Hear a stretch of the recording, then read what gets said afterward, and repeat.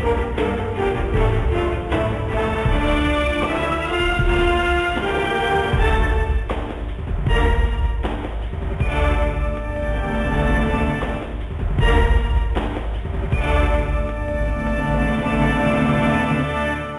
জানাচ্ছি খাতুনগঞ্জ থেকে মতিঝিলের সাথে আছে আমি শামীম জাহেদি।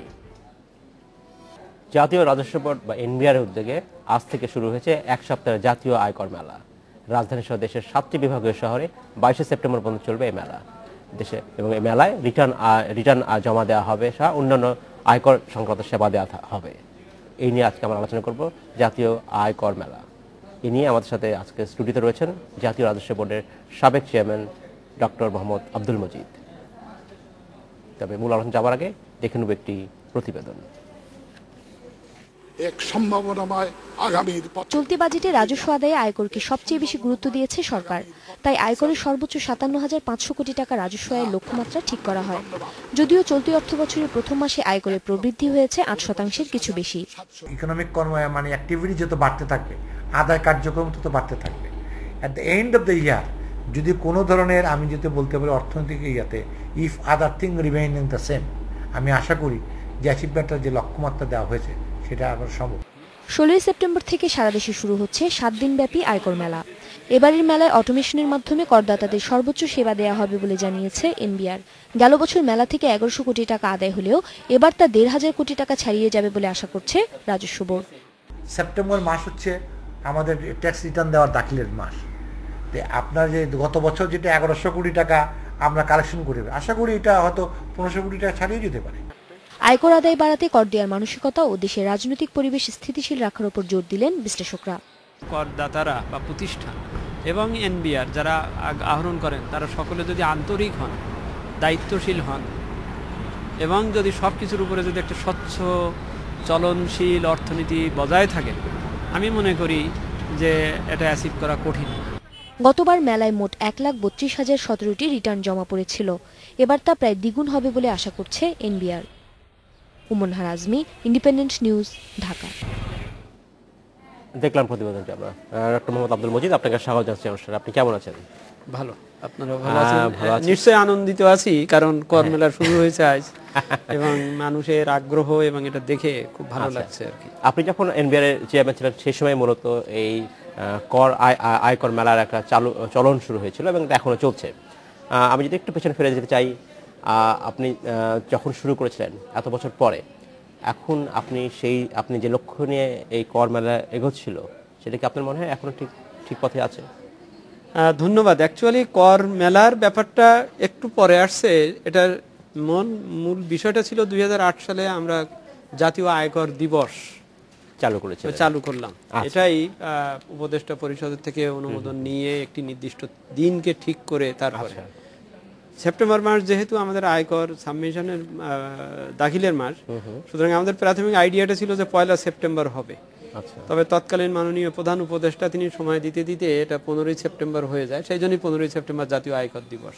কিন্তু জাতীয় আয়কর দিবসটা শুধু দিবসের মধ্যে সীমাবদ্ধ না রেখে এটাকে অর্থবহ করার জন্য আমরা এর সাথে 2টা প্রোগ্রাম এর সাথে সংযুক্ত করি।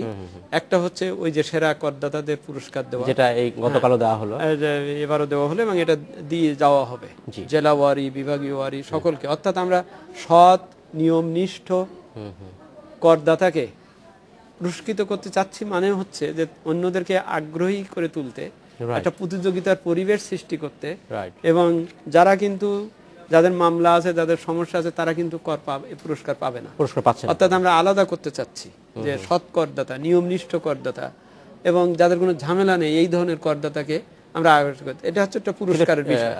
আর একটা হচ্ছে কর মেলা। জাতীয় আয়কর দিবস উদযাপনের এই প্রধান লক্ষ্য হচ্ছে মানুষকে সচেতন করা, এবং এই সচেতন করতে গেলে বা কর সহজীকরণ করতে গেলে মেন হচ্ছে কর বিভাগকে মানুষের কাছে নিয়ে যাওয়া। আমি ওই জায়গাটাই আমার প্রশ্ন ছিল আসলে এই সফলতা কতখানি এই এত বছরে 2008 সালে পরে কর বিভাগকে করদাতাদের কাছে নিয়ে যাওয়া, করদাতাকেও কর বিভাগের কাছে আসতে উদ্বুদ্ধ করা, এই ছিল মূল থিম। তো সেইটার থেকে এটা দিন দিন প্রবৃদ্ধি হচ্ছে, সাফল্য হচ্ছে, আয় বাড়ছে। আপনি দেখছেন মানুষের ভিতরে আগ্রহ বাড়ছে।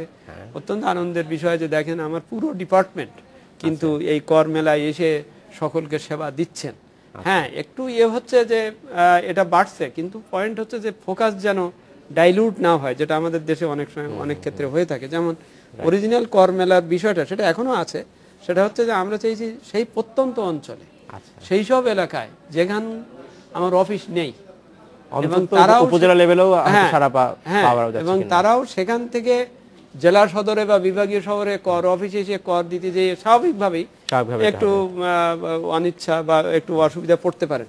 এই জন্যই প্রতিটা উপজেলায় একটা নির্দিষ্ট দিন তারিখ দিয়ে সেখানে যে আমাদের অফিসাররা সবাই থাকবেন, যে কাজ এই ঢাকার মেলাতেই হচ্ছে ওই কাজই করবে, এই উদ্দেশ্য। ডক্টর মজিদ, আপনাকে ধন্যবাদ। আমরা একটু চলে যাব মেলায়, যেখানে আমাদের সহকর্মী রয়েছেন উম্মন নাহার আজমি। আমরা সেখানে চলে যাচ্ছি আয়কর মেলায় বেলি রোডে।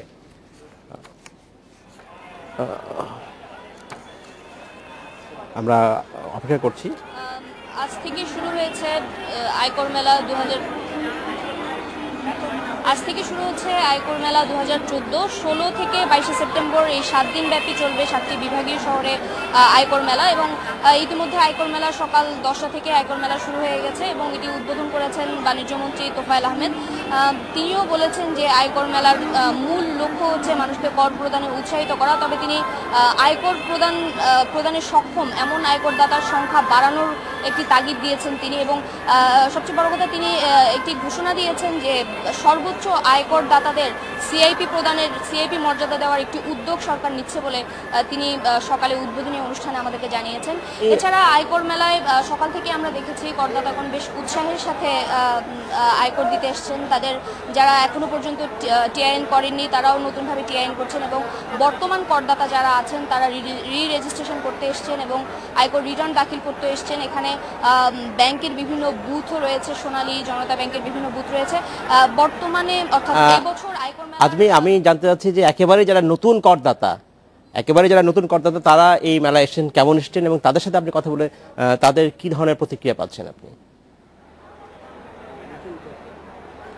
নতুন করদাতাদের সাথেও আমাদের কথা হয়েছে। তারা যেমনটি বলছেন যে কর অফিসে গিয়ে অর্থাৎ কর অঞ্চলগুলোতে গিয়ে হয়তো বা অন্যদের কাছ থেকে তারা যেমনটি শুনেছেন যে বিভিন্ন হয়রানির কিছু অভিযোগ তারা পেয়ে কর অঞ্চল থেকে তারা কিছুটা চেষ্টা করছেন মেলায় এসে সব ধরনের সেবা যাতে একসাথে পাওয়া যায়, মেলায় এসে তারা এই টিআইএন করতে চাচ্ছেন এবং তারা বেশ উৎসাহের সাথেই তারা টিআইএন করছেন। আমি এ ব্যাপারে আসলে একটু কথা বলবো। এনবিআর এর কর্মকর্তা আমাদের সাথে আছেন জনাব আব্দুর রাজ্জাক। আপনার কাছে একটু জানতে চাইবো জনাব আব্দুর রাজ্জাক, এবারের মেলায় আপনারা কেমন আশা করছেন? আমরা যেমনটি জানি গতবার 1117 কোটি টাকা আদায় হয়েছিল আপনাদের, একটু যদি বলতেন এবার মেলায় সাড়া কেমন পাচ্ছেন এবং কি পরিমাণ লক্ষ্যমাত্রা? তো এবার আমাদের পঞ্চমবারের মতো মেলা অনুষ্ঠিত হচ্ছে। গত বছর আমাদের 1100 কোটি টাকার মতো আদায় হয়েছিল। 1,32,000 লোকে আয়কর রিটার্ন জমা দিয়েছিল মেলায়, বিভিন্ন ঢাকা, চট্টগ্রাম এবং বাংলাদেশের বিভিন্ন মেলায়। তো আমরা আশা করছি এবারও গত বছরের চেয়ে আরও বেশি ছাড়া আমরা পাবো, কারণ মানুষের একটা আগ্রহ আছে মেলা এসে ট্যাক্স রিটার্ন জমা দেওয়ার ক্ষেত্রে তাদের একটা প্রচণ্ড রকমের আগ্রহ আছে। এবং আজকে সকাল থেকে কিছু বৃষ্টি হয়েছে, তার মধ্যেও কিন্তু মানুষজন উপচে পড়া ভিড় এখানেও আছে, আমাদের অন্যান্য বুথগুলিতে আছে, সবগুলিতেই আমাদের উপচে পড়া ভিড় আছে, মানুষের আগ্রহ বাড়ছে। জনাব রাজ্জাক, আমি যদি একটু জানতে চাই, অনেক করদাতা আমাদের কাছে অভিযোগ করেছেন, বিশেষ করে বয়স্ক করদাতা, তাদের বুথ দেখা গেছে একটি বুথের পরে গিয়ে ওখানে গিয়ে আবার বলা হচ্ছে অন্য একটি বুথে যেতে হবে। তারা কিছুটা অভিযোগ করছেন যে তাদেরকে বারবার কয়েকটি বুথে তাদেরকে স্থানান্তর করা হচ্ছে। না, বিষয়টা ওরকম না। আমরা আসলে এই ধরনের অভিযোগ নিরসন করার জন্যই আমরা বয়স্কদের জন্য আলাদা বুথ রেখেছি। ওনারা হয়তো নির্ধারিত জায়গায় যেতে পারেন নাই, তাদেরকে ওই বয়স্কদের জন্য স্পেশাল সার্ভিস দেওয়ার জন্য আমাদের বিশেষ বুথের ব্যবস্থা রাখা হয়েছে। তারা যদি ওখানে যায়, আমাদের লোকজন আছে, আমাদের ভলান্টিয়ার আছে, আমাদের নিজস্ব লোকজন আছে, রবার্ট স্কাউটের লোকজন আছে, তারা সাহায্য করছে এবং এগুলি ছোটখাটো বিষয়। তো জায়গা মতো গেলে তারা সার্ভিসটা ঠিকই পাবে। ধন্যবাদ জনাব আব্দুর রাজ্জাক। তো আমার কাছে এই ছিল আয়কর মেলা 2014 এর সর্বশেষ পরিস্থিতি।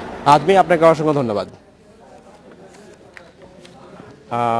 আমাদের সময় হলো একটু বিরতি যাবার, ফিরছি শীঘ্রই, সাথেই থাকবে। স্বাগত আরেকবার খাতুনগঞ্জ থেকে মতিঝিলে। আজ আমরা আলোচনা করছি আয়কর নিয়ে। এই নিয়ে আলোচনা করতে আমার সাথে স্টুডিওতে রয়েছেন এনবিআর এর সাবেক চেয়ারম্যান ডক্টর মোহাম্মদ আব্দুল মজিদ। যেটা মজিদ, আপনাকে স্বাগত জানাচ্ছি আরেকবার। আমরা বিরতি